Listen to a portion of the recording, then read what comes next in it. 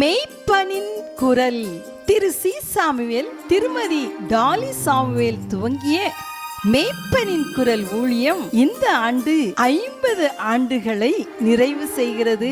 இதன் மூலம் தொலைக்காட்சி ஊழியம், கிராம ஊழியங்கள், சிறுவர் ஊழியங்கள் மற்றும் ஒரிசா, மேற்கு வங்காளம், பீகார் ஆகிய மாநிலங்களில் மிஷனரி பணிகள் நடைபெறுகிறது.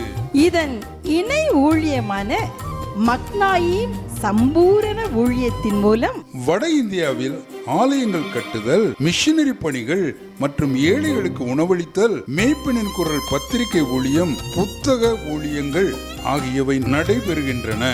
இந்த ஊழியங்களுக்காக நீங்கள் ஜெபம் செய்வீர்களா? உங்கள் மேலான காணிக்கைகள் மூலம் இந்த ஊழியத்தை தாங்குவீர்களா?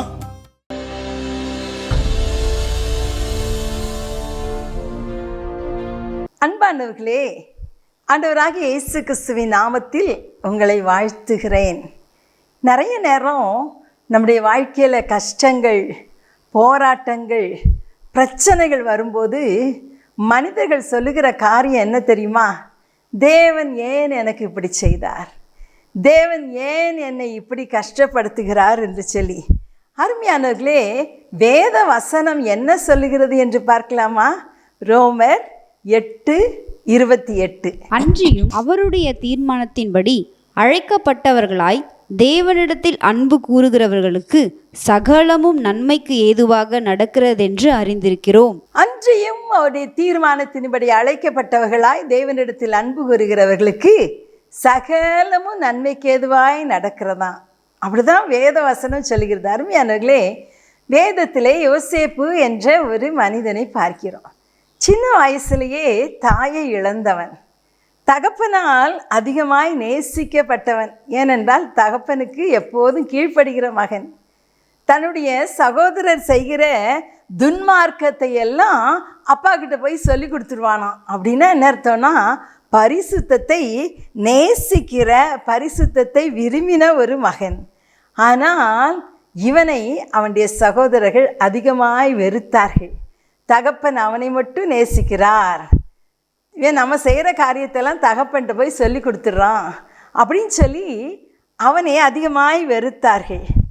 அப்பா ஒரு நாள் சொன்னார், உன் சகோதரர்கள்லாம் ஆடு மேய்ச்சிட்ருக்காங்கப்பா, நீ அவங்கள போய் பார்த்துட்டு வரியான்னு சொன்ன உடனே சந்தோஷமாக கிளம்பி போனான். பாருங்க, அன்போடு அவர்களை பார்க்க போனான். ஆனால் அவர்களோ அவனை பிடித்து ட்ரெஸ் எல்லாம் எடுத்துட்டு குழியில் போட்டுட்டாங்க. குழியிலேருந்து எவ்வளோ அழுதுருப்பான்ல.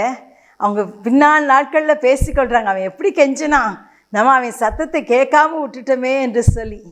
அதன் பின்பு அவனை எகிப்திய வாணிகர்களிடம் விற்று போட்டார்கள். அது மாத்திரமில்லை, அங்கே போய் அவங்க அவனை ஒரு வீட்டில் அடிமையாய் விற்று போட்டார்கள். அடிமை வேலைன்னா ஒரு வீட்டில் என்னென்ன வேலை சொல்கிறானோ அத்தனை வேலையும் செய்யணும். வீட்டில் அப்பாவுக்கு பிரியமான செல்ல மகன் அங்கே போய் அடிமையாய் டாய்லெட் கழுவுனாலும் கழுவணும், பெருக்குனா பெருக்கணும், நிம்மதியாக தூங்க முடியாது, நிம்மதியாக சாப்பிட முடியாது. அப்படிப்பட்ட ஒரு அடிமை வேலைக்கு போனான். ஆனாலும் வேதம் சொல்கிறது, கர்த்தர் அவனோடு கூட இருந்தார். அவன் உள்ளத்தில் சகோதரர் மேலே கசப்பு, வெறுப்பு, பகையெல்லாம் வச்சிட்டு இருந்தான்னா அவனால் கடவுளோட உறவாட முடியாது. அருமையானவர்களே, கடவுளோட உறவாட முடிந்திருக்காது. நம்ம உள்ளத்தில் கூட கசப்பு, வெறுப்பு, பகையெல்லாம் வச்சுட்டு கடவுள்கிட்ட போய் ஜெபம் பண்ணவே முடியாது. நான் எப்போ முழங்கால் போட்டாலும் ஆண்டவர் சொல்வார், உன் உள்ளத்தில் ஏதாவது கசப்பு இருந்தால் உன் ஜெபத்தை நான் கேட்க முடியாது. ஆனால் இங்கே வேதத்தில் வாசிக்கிறோம், கர்த்தர் யோசேப்போடே கூட இருந்தார். யோசேப்பு பாருங்க, இவை எல்லாவற்றின் மத்தியிலும் கர்த்தரோடு வாழ்ந்தான். கர்த்தர் அவனோடு இருந்தார். தேவனையோ சூழ்நிலைகளையோ சகோதரரையோ குற்றம் சொல்லாம, குறை சொல்லாம, தேவன் எல்லாவற்றையும் நன்மைக்காக செய்வார் என்று நம்பி அவரை மாத்திரம் சார்ந்து கொண்டிருந்தார். இப்படிப்பட்ட ஒரு விசுவாசம் நமக்கு வேணும் அருமையானவர்களே. அது மாத்திரமல்ல, அவனை சிறையிலே போட்டார்கள். ஏன் தெரியுமா? அந்த அடிமையாக இருந்த வீட்டிலே இவனுடைய உண்மையை கண்டு, இவனுடைய நேர்மையை கண்டு எஜமான் அவனை உயர்த்தி வைத்துட்டான். தான் வீட்டுக்கெல்லாம் அதிகாரியாய் மாற்றி விட்டான். இப்பொழுது அவனுடைய எஜமான் வீட்டிலே யோசேப்பு தான் அதிகாரி. ஆனால் எஜமானுடைய மனைவி இவன் மேல் கண் போட்டு எப்படியாவது இவனை அடைய வேண்டும் என்று விரும்பினாள். நித்தம் அவனுக்கு தொந்தரவு கொடுத்துக்கிட்டே இருந்தாளாம். ஆனால் பாருங்க, இவன் சொல்கிறான், இப்படி இருக்க இத்தனை பொல்லாங்குக்கு உடன்பட்டு நான் தேவனுக்கு விரோதமாய் பாவம் செய்வது எப்படி? நீ அவருடைய மனைவி, நான் உன்னை தொட முடியாது என்று விலகி ஓடினான். ஒரு நாள் அவன் சட்டையை பிடிச்சி இழுத்த போது சட்டையவே விட்டுட்டு ஓடிட்டானா. ஆனால் இவள் அவன் மேல் வீண் பழி சுமத்தி தன்னை கெடுக்க வந்ததாக கூறி சத்தம் போட்டு கடைசி அவனை சிறைச்சாலையில் தள்ளிவிட்டாள். அந்த பாதாள சிறையில் அவன் அடைபட்டிருக்கும் போது வேதம் என்ன சொல்லுது தெரியுமா? கர்த்தர் யோசேப்போடே இருந்தார். அந்த இடத்துலையும் அவன் கசப்பு, வெறுப்பு, பகை ஒன்றுமே வைக்கல. அவனுக்கு தெரியும் ஆண்டவர் எல்லாம் நன்மைக்கு தான் செய்வார் என்று சொல்லி. பாருங்க, 13 வருடங்கள் சிறைச்சாலை தலைவன் கண்களில் அவனுக்கு தயவு கிடைத்தது. அந்த சிறைச்சாலைக்கே அவனை அதிகாரியாக்கி வைத்தான். எல்லாத்தையும் விசாரிக்கிற பொறுப்பு அவங்கிட்ட கொடுத்தான். 13 வருடங்கள் கர்த்தர் யோசேப்பை உருவாக்கினார் என்று தான் சொல்ல வேண்டும். பலவிதமான பாடுகள் மத்தியிலே, பிரச்சனைகள் மத்தியிலே, போராட்டங்கள், நிந்தைகள், அவமானங்கள் எல்லாவற்றின் மத்தியிலும் அவனை உருவாக்கி கொண்டிருந்தார். அவன் அழுது கொண்டிருக்கவில்லை, சூழ்நிலையை குறை சொல்லலை. கர்த்தர் எல்லாம் நன்மைக்கு செய்வார் என்று அவனுக்கு தெரியும். பாருங்க, ஒரு நாள் அவனுடைய சகோதரர்கள் அவனை தேடி வந்தாங்க. அவன் முழு குடும்பத்தையும், சகோதரர்கள் அத்தனை பேர் குடும்பத்தையும் பராமரிக்க கர்த்தர் யோசேப்புக்கு உதவி செய்தார், நேசிக்க உதவி செய்தார். யோசேப்பு சொல்றதை பார்க்கலாமா? ஆதியாகமம் 50ஆம் அதிகாரம் 20ஆம் வசனம். நீங்கள் எனக்கு தீமை செய்ய நினைத்தீர்கள், தேவனோ இப்பொழுது நடந்து வருகிறபடியே வெகு ஜனங்களை உயிரோடே காக்கும்படிக்கு அதை நன்மையாக முடிய பண்ணினார்.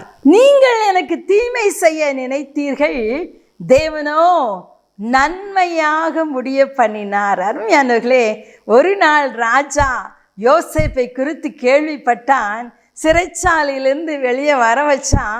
ராஜா கண்ட சொப்பனத்தையும் அதற்குரிய பதிலையும் யோசேப்பு சொன்னபடினாலே அவனை ராஜாவுக்கு அடுத்த ஸ்தானத்தில் உயர்த்தி விட்டான்.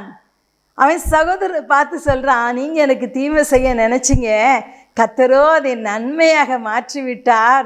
உங்களை மட்டும் இல்லை, ஏராளமான ஜனங்களை போஷிக்கும்படி கர்த்தர் என்னை முதல்லையே இந்த இடத்துக்கு அனுப்பிட்டாரு. சின்ன ஏமி என்ற ஒரு பெண் இருந்தான். அவன் என்ன செஞ்சாலும் அவங்க அம்மாட்ட போய், அம்மா ஏசப்பா ஜெபத்தை கேட்பாரா கேட்டாராம். ஆமாம்மா, கட்டாயம் ஆண்டவர் ஜெபத்தை கேட்பாருன்னு. உடனே அவன் என்ன சொன்னான், நைட்டு போய், ஆண்டவரே என்னுடைய இந்த ப்ரௌன் கண்ணு எங்கள் அம்மாவுடைய கண்ணை போல ப்ளூ கண்ணாக மாறணும் அப்படின்னு சொல்லி நைட்டு ரொம்ப ஜெபம் பண்ணிட்டு படுத்துட்டா. காலையில் போய் ஒரு குட்டி ஸ்டூலை எடுத்துட்டு போய் உட்காந்து அந்த கண்ணாடி முன்னாடி போட்டு மேலே ஏறி போய் பார்க்குறா. அவள் கண்ணு ப்ரௌன் கண்ணாகவே இருந்துச்சு. அவளுக்கு ரொம்ப துக்கம். ஓடிப்போனா, ஆண்டவர் ஜெபத்தை கேட்குறவர்னு சொன்னீங்களேம்மா, ஏன் ஆண்டவர் ஜெபத்தை கேட்கல? என் கண்ணு உங்கள் கண்ணு மாதிரி இல்லையே, ஏன் இப்படி இருக்குது அப்படின்னு சொல்லி அவங்க அம்மாட்ட அழுதுகிட்டே போய் கேட்டாலாம். அவங்க அம்மா சொன்னாங்க, ஆண்டவர் உன் ஜெபத்தை கேட்டார் மகளே, உனக்கு பதிலும் கொடுத்துட்டாரு. என்ன பதில் கொடுத்தார்? நோன்னு பதில் சொல்லிட்டாரு. அப்போ நீ அதை சந்தோஷமாக ஏற்றிக்கொள்ளணும்னு சொன்னாங்க. அன்னைக்கு அந்த சின்ன ஏமிக்கு அது கஷ்டமாக இருந்தது. ஆனால் அதே ஏமி கார்மைக்கேல் பெரியவளாகி இந்தியாவிலே வந்து டோனாவூர் என்ற இடத்துல ஊழியம் செய்தபோது இந்திய பெண்ணை போல சேலை கட்டி கொண்டு அவர்கள் கண்கள் அந்த இந்தியருடைய கண்களைப் போல இருந்ததுனால தேவதாசியாக விற்கப்பட்ட அநேக பெண் பிள்ளைகள் கோயில்களிலே விபச்சாரியாக பயன்படுத்தப்படுவதை அறிந்து அவங்கள மீட்டெடுத்து வந்தாங்க, அடைக்கலம் கொடுத்தாங்க, நிறைய பேருக்கு ஆசீர்வாதமாக மாறினாங்க. அப்போ தான் ஏமி சொன்னாங்க, ஆண்டவரே எனக்கு இந்தியர்களைப் போல இந்த ப்ரௌன் கண்ணை கொடுத்ததுக்காக ஸ்தோத்திரம். அருமையான சகோதரி காரி டென்புமும் அவருடைய சகோதரி பெட்சியும் அந்த ஹிட்லர் யூதர்களை கொலை செய்த சமயத்தில், லட்சக்கணக்காக கொன்று குவித்த சமயத்தில் கொஞ்சம் யூதர்களை அவர்கள் காப்பாற்றினார்கள். அது அரசாங்கத்துக்கு தெரிந்து அவர்கள் கொடுமையான சிறையிலே அடைக்கப்பட்டார்கள். அந்த சிறையில் இருந்தபோது அவர்கள் பட்ட பாடுகள் ரொம்ப அதிகம். பார்த்திங்கன்னா, நிர்வாணமாக்கி அந்த சிறை தலைவன் ரொம்ப கொடுமைப்படுத்துவானான். ஒரு நாளைக்கு ஒரு அரை துண்டு ரொட்டி தான் கொடுப்பான். அந்த சிறையில் அவன் படுத்தின சித்திரவதையில் பெட்சி மறித்தே போய்விட்டார்கள். அந்த நம்பிக்கையில்லாத இடத்துல அக்கா தங்கை சிறை வைக்கப்பட்டிருந்தாலும் ரொம்ப நாள் கழித்து அவங்க காரி டென்பு மட்டும் வெளியே வந்தாங்க. பெரிய சுவிசேஷகியாக மாறினார்கள். அவர்கள் சொல்கிறாங்க, நாங்கள் சிறை வைக்கப்பட்டதின் நோக்கம் சாவை நோக்கி சென்ற பலரிடம் கிறிஸ்துவின் அன்பை பகிர்ந்து அவர்கள் எதிர்காலத்தை மாற்றியமைப்பதற்கு தான், அவர்களை நித்திய மோட்ச ராஜ்யத்துக்கு கொண்டு செல்வதற்காக தான் என்று தன்னுடைய சுயசரிதையிலே எழுதியிருக்கிறார்கள். அருமையானவர்களே, நிறைய பாடுகள் என்னுடைய வாழ்க்கையிலும் நிறைய பாடுகளை நான் கடந்து வந்தேன். எத்தனையோ பாடுகள். வாலிப வயதில் 16 வயதில் என் தாயை இழந்தேன். எத்தனையோ போராட்டங்கள், உபத்திரவங்கள், நிந்தைகள், அவமானங்கள் வழியாய் கடந்து வந்தேன். ஆனாலும் இந்த சூழ்நிலையில் கர்த்தரை உறுதியாய் பற்றி கொண்டேன். கர்த்தர் எனக்கு அருமையான ஒரு வாலிப மகனை கொடுத்தான். ஒரு மகன், ஒரு மகள். 24 வயதில் ஆண்டவருக்கென்று வைராக்கியமாக இருந்த அந்த மகனையும் ஆண்டவர் எடுத்துக்கொண்டார். ரொம்ப துக்கம்தான். பல பாடுகள் மத்தியே கடந்து வந்தாலும் இன்றைக்கி நான் தைரியமாக சொல்வேன், நான் அனுபவித்த பாடுகள் என்னை ஒரு தைரியசாலியாய் மாற்றி இருக்கிறது. அநேகரை கிறிஸ்துவண்டை நடத்த, ஆயிரக்கணக்கான மக்களுக்கு கிறிஸ்துவை அறிவிக்க கர்த்தர் இன்றைக்கு எங்களை குடும்பமாக பயன்படுத்தி வருகிறார். ஒருவேளை அருமையான சகோதரனே, சகோதரியே, பாடுகளின் மத்தியில் நீங்கள் கடந்து வரும்போது ஏன் இந்த பாடுன்னு கேட்காதீங்க. எல்லாவற்றையும் கர்த்தர் நன்மையாக மாற்றுவார். பின் நாட்களிலே தேவன் உங்களை அவருக்காக பயன்படுத்துவதற்காக. ஒருவேளை நம்ம நினைக்கிறதெல்லாம் அவர் கொடுத்துற ஒரு நிமிஷம் கூட ஆகாது, இல்லை? எல்லாத்தையும் கொடுக்கலாம். ஆனால் அது தேவனுடைய சித்தம் அல்ல. நம்மை உடைத்து உருவாக்கி இயேசுவின் சாயலிலே நம்மளை மாற்றி பரலோக ராஜ்யத்துக்கு கொண்டு போகணும். அதுதான் அவருடைய நோக்கம், இல்லை? யோசேப்பு, தாவீது எல்லாம் உடைக்கப்பட்டாங்க. ஏன் தெரியுமா? அவங்க அநேகருக்கு ஆசீர்வாதமாய் மாற வேண்டும் என்பதற்காக. அருமையான சகோதரனே, சகோதரியே, ஒருவேளை ஏன் எனக்கு இந்த கஷ்டம், ஏன் எனக்கு இந்த பாடு என்று அழுது கொண்டிருப்பீர்களானால் இன்றைக்கு நான் உங்களுக்கு சொல்லட்டும், முழங்கால் படிட்டு ஆண்டவருக்கு ஸ்தோத்திரம் சொல்லுங்க. ஆண்டவரே, இவ்வளோ நாள் உங்களை குறை சொல்லி கொண்டிருந்தேன், சூழ்நிலையை குறை சொல்லி கொண்டிருந்தேன். ஆனால் நான் இன்றைக்கு உம்மை துதிக்கிறேன் ஆண்டவரே. நீங்கள் அனுமதிக்கிற எல்லாம் என் வாழ்க்கையில் நன்மையாக தான் இருக்கும் அப்பா. அதை நான் நம்புகிறேன். நான் உம்மை துதிக்கிறேன். நீங்கள் தீமை செய்யாத தேவன், நீர் என்னை நேசிக்கிறவர், நீர் என்னோடு கூட இருக்கிறீர் அப்படின்னு சொல்லி நீங்கள் ஸ்தோத்திரம் சொல்லி பாருங்களேன். கர்த்தர் தீமையை நன்மையாக மாற்றுவார். உங்களை அநேகருக்கு ஆசீர்வாதத்தின் பாத்திரமாக, ஆறுதலின் பாத்திரமாக மாற்றுவார். நம்மில் உள்ள தேவையில்லாத சுபாவங்கள் எல்லாம் கர்த்தர் மாற்றி அவரை போல மாற்றுவார். இந்த பாடுகள் நம்மை பரிசுத்தப்படுத்தும். இந்த பாடுகள் நம்மை பரலோகம் கொண்டு சேர்க்கும். இந்த பாடுகள் மற்றவர்களுக்கு நம்மை பயனுள்ளவர்களாய் மாற்றும்.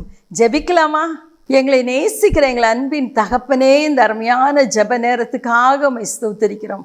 இதை கேட்டுக்கொண்டிருக்கிற அருமையான சகோதர சகோதரிகள் பலவிதமான பாடுகள் மத்தியிலே, வேதனையின் மத்தியிலே கடந்து வரும்போது தேவன் ஏன் இதை எனக்கு அனுமதித்தார் என்று சொல்லி கலங்கி கொண்டு இருப்பார்களா? நான் இப்பொழுது ஆண்டவரை நீர் அவர்களோடு கூட பேசி இருக்கிறீரப்பா.